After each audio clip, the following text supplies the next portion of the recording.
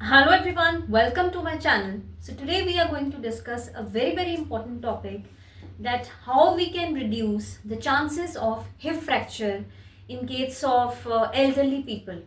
अगर हमारे पेरेंट्स या ग्रैंड पेरेंट्स 60, 65 या 70 प्लस एज ग्रुप में हैं, तो वहाँ पे देखा गया है कि हिस्ट्री ऑफ फॉल से या गिरने से हिप फ्रैक्चर जो है वो बहुत ज़्यादा कॉमन है।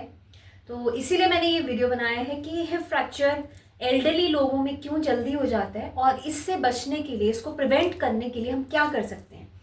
देखिए, जैसे हिप फ्रैक्चर है तो उसका सबसे मेजर कॉज होता है ऑस्टियोपोरोसिस, क्योंकि वैसे तो बॉडी की जो डीजनरेशन है that starts after the age of 40, और 40 to 50 में हमें अपनी लाइफस्टाइल में बहुत ज़्यादा मॉडिफिकेशंस लेके आनी पड़ती है और बहुत डाइटरी मॉडिफिकेशन, लाइफस्टाइल मॉडिफिकेशंस करनी पड़ती हैं, जिससे हमारी बोन स्ट्रेंथ अच्छी रहती है।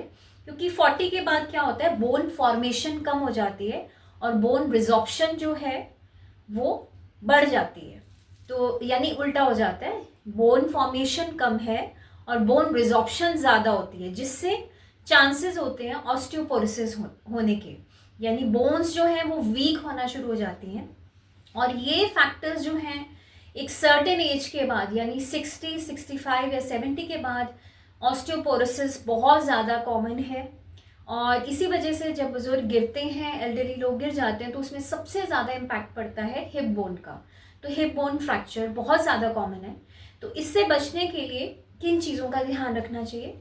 देखिए, बोन फॉर्मेशन को इम्प्रूव करने के लिए ज़रूरी है कि 40 या 50 से ही आप अपनी लाइफस्टाइल में विटामिन डी और कैल्शियम, यानी फूड आपका ऐसा होना चाहिए जिसमें विटामिन डी और कैल्शियम इनटेक अच्छा हो। उसके साथ साथ एक्सरसाइजेस ज़रूर रखनी है, फिजिकल एक्टिविटी अच्छी रखनी है। उससे क्या होता है कि बोन फॉर्मेशन सेल्स यानी ऑस्टियोब्लास्ट वो ज़्यादा बनने शुरू हो जाते हैं, तो वहाँ पे एक लेवल पे जो ऑस्टियोपोरोसिस है वो रुक जाता है, यानी बोन्स वीक नहीं होती। पर बुजुर्गों में ये देखा गया है कि बोन्स बहुत ज़्यादा वीक हो जाती हैं। वहाँ पे ये चीज़ें भी नहीं होती कि कुछ सर्टेन डिजीज़ेस हैं, इम्यूनोसप्रेसेंट्स हैं, या लिवर किडनी प्रॉब्लम की वजह से उनको कुछ ऐसी प्रॉब्लम्स हैं, हेल्थ कंडीशंस हैं जिसमें उनको बहुत लंबे समय तक स्टेरॉइड्स दिए जाते हैं। तो वहाँ पे ज़्यादातर देखा गया है कि उनकी बोन्स अंदर से बहुत वीक हो जाती हैं और ब्रिटल हो जाती हैं। और वहाँ फिर इम्पॉर्टेंट हो जाता है सिर्फ विटामिन डी और कैल्शियम का ध्यान नहीं रखना, पर उसके साथ साथ इम्पॉर्टेंट हो जाता है डेक्सा स्कैन करवाना। तो डेक्सा स्कैन एक टेस्ट होता है जिससे रूल आउट हो सकता है कि हमारी जो बोन्स हैं वो ऑस्टियोपोरोटिक है कि नहीं है। और उसमें हमेशा ये होता है कि आपका अगर डेक्सा स्कैन में टी स्कोर -2.5 के नीचे आता है तो आपकी बोन्स बहुत ज़्यादा वीक हैं। तो ऐसे केसेस में अगर आपके पेरेंट्स या grand parents 60, 65 plus age group या 70 प्लस एज ग्रुप में है, it is very important to get DEXA scan done, क्योंकि ये चीज़ टोटली अंडर कंट्रोल है।